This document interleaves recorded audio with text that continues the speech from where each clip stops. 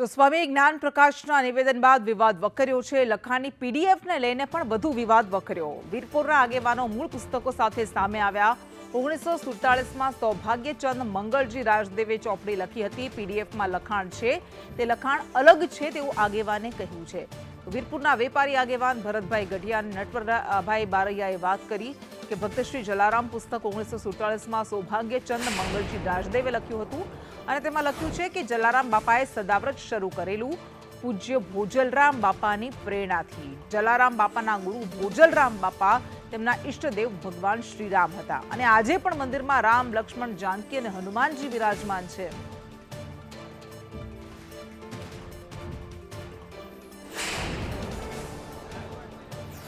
બિલકુલ સ્વામીએ જે પ્રકારનો બફાટ કર્યો છે ત્યારબાદ જે પુસ્તકો સામે આવી રહ્યા છે ત્યારે જે અહીંયાના પરિવાર છે અઢિયા પરિવાર તેમના દ્વારા આ પુસ્તક જે છે તે ભક્ત શ્રી જલારામ પુસ્તક જે છે તે લઈ આવવામાં આવ્યું છે અને સૌભાગ્યચંદ મંગળજી રાજદેવ દ્વારા આ પુસ્તક જે છે તે લખવામાં આવ્યું હોવાનું સામે આવ્યું છે ને જે જલારામ બાપાના અત્યાર સુધીના જે સ્મરણો છે જે પ્રસંગો જે છે તે પણ અહીંયા અંદર લખવામાં આવ્યા છે। પહેલી આવૃત્તિ 1947ની અંદર બહાર પડી હતી, બીજી આવૃત્તિ જે છે તે 1950 અને ત્રીજી આવૃત્તિ 1952, ચોથી આવૃત્તિ અને 1953 એમ કરીને 7 જેટલી આવૃત્તિ જે છે તે બહાર પાડવામાં આવી હતી અને 2010 સુધી આની આવૃત્તિ બહાર પડતી રહી છે। ભક્ત શ્રી જલારામ જે આ પુસ્તક જે છે તેમની અંદર ભોજલરામ બાપા જે છે તેમના દ્વારા જે જલારામ બાપાને સદાવ્રત શરૂ કરવામાં આવ્યું હતું તે પ્રસંગ જે છે તે પણ લખવામાં આવ્યો છે। એટલે કે અત્યાર સુધીની અંદર કે જે સ્વામી દ્વારા પુસ્તકો જે બહાર પાડવામાં આવી રહ્યું છે તેમની અંદર માત્ર બનાવટી પુસ્તકો હોવાનું સામે આવી રહ્યું છે ને આ પુસ્તકની અંદર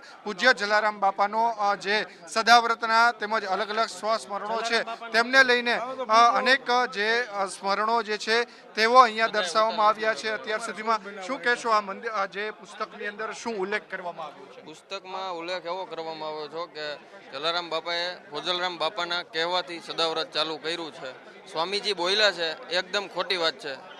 બિલકુલ આ પુસ્તકની અંદર તેવો ઉલ્લેખ કરવામાં આવ્યો છે કે જે જલારામ બાપા જે છે તેમને આ ભોજલરામ બાપાના કહેવાથી આ સદાવ્રત જે છે તે શરૂ કરવામાં આવ્યું હતું। અહીંયા આપ દ્રશ્યો જોઈ રહ્યા છો કે જે અહીંયા જે જલારામ વીરપુર જે છે તે બંધનું એલાન આપ્યા બાદ તમામ દુકાનો અત્યારે બંધ છે અને એક જલારામ વીરપુર જે છે તેમાં વીરપુર વાસીઓમાં એક રોષ જે છે તે પણ ભભૂકી ઉઠ્યો છે। એટલે ક્યાંક ને ક્યાંક આ પુસ્તક પણ જે છે તે અહીંયાના સ્થાનિકો જે છે તેમના દ્વારા રજૂ કરવામાં આવ્યું છે। કિરીટભાઈ અઢિયા જે છે કે જેઓ અહીંયા વર્ષોથી દુકાન ધરાવે છે અને તેમના દ્વારા આ પુસ્તક લઈ આવવામાં આવ્યું છે અને પુસ્તકની અંદર તેમણે કહ્યું છે કે ભોજલરામ બાપાએ જ જલારામ બાપાને કહ્યું હતું કે અહીંયા સદાવ્રત જે છે તે શરૂ કરવામાં આવે અને ત્યારબાદ અહીંયા સદાવ્રત જે છે તે ચાલી રહ્યું છે। પરંતુ જે સ્વામી દ્વારા બફાટ કરવામાં આવ્યો તે બફાટને લઈ બેન શું કહેશો? સ્વામીએ જે બોલ્યું યોગ્ય છે ખરા?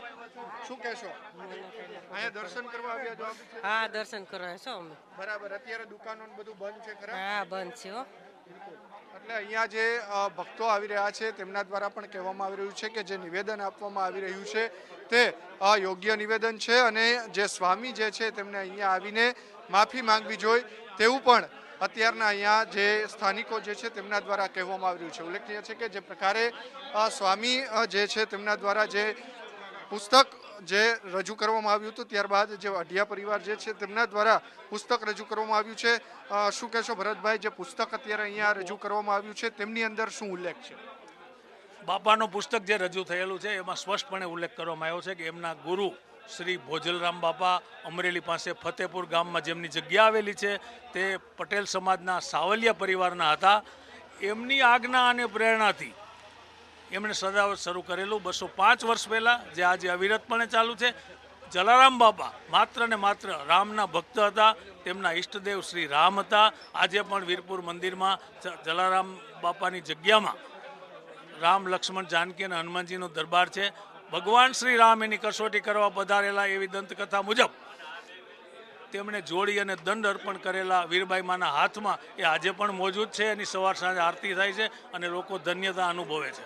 બિલકુલ, તો હતા અઢિયા પરિવારના ભરતભાઈ, તેમના દ્વારા પણ કહેવામાં આવ્યું કે આ જે પુસ્તકની અંદર જે છે તેમાં પણ ઉલ્લેખ કરવામાં આવ્યો છે કે જે ભોજલરામ બાપા જે છે તેમના દ્વારા કહેવામાં આવ્યું હતું અને ત્યારબાદ સદાવ્રત જે છે તે શરૂ કરવામાં આવ્યું હતું અને આજે તે સદાવ્રતને 205 વર્ષ થઈ ગયા હોવા દિવસથી અત્યારે પણ અન્નક્ષેત્ર અને સદાવ્રત જે છે તે ચાલી રહ્યું છે. ઉલ્લેખનીય છે કે જે પુસ્તકો સ્વામી દ્વારા રજૂ કરવામાં આવ્યા છે તે પાયા વિહોણા હોવાનું પણ અહીંયાના જે સ્થાનિકો જે છે તેમના દ્વારા કહેવામાં આવી રહ્યું છે. અને સૌથી મહત્વની વાત તો એ છે કે આવતીકાલથી દુકાનો ખોલવા જે જલારામ બાપાના વંશજો જે છે તે પરિવારજનો જે છે રઘુરામ બાપાના જે વંશજો છે તેમના દ્વારા કહેવામાં આવ્યું છે. અને આવતીકાલથી અપીલ પણ કરી છે કે દુકાનો જે છે તે ખોલી નાખવામાં આવે, પરંતુ ક્યાંક ને ક્યાંક રોષ હજુ પણ યથાવત જોવા મળી રહ્યો છે.